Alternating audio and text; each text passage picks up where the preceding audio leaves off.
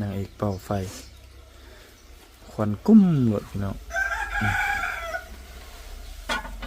ไม่ใช่โอ้ใช่น้ำสุกแล้วบ่ำยังอยู่เลย ฮะใส่เบิ่งดู ชีแดงๆ โอ้ยสุกแล้วนะ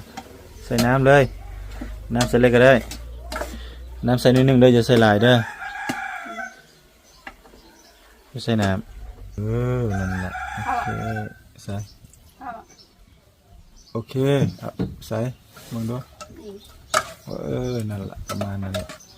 ตามเจ้ามักเจ้าอยากใส่อีกก็ใส่จังน้อยนึงก็ได้ไปอีกน้อยนึงพอโอเคบาดนะ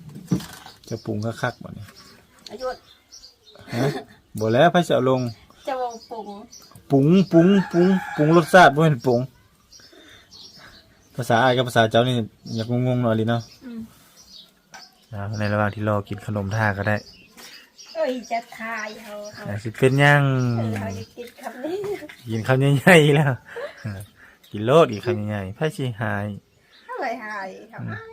หายเฮ็ดหยังจนได้ผู้บ่าวฮู้ว่าเจ้ามักกินขนมคำใหญ่ๆเขาก็ซื้อคำใหญ่ๆมาให้เนาะถ้ากินไปหน่อยแต่แซ่บปะ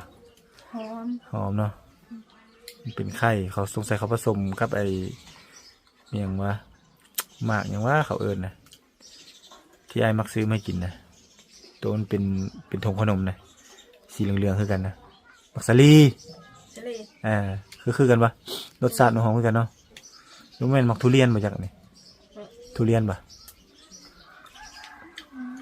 บ่แม่นเนาะบ่แม่นทุเรียนจะอย่าทายลายมันคอยจะอ้วกทีเดียวเอาอ้วกคำใหญ่ๆอุ้ยกินแซ่บ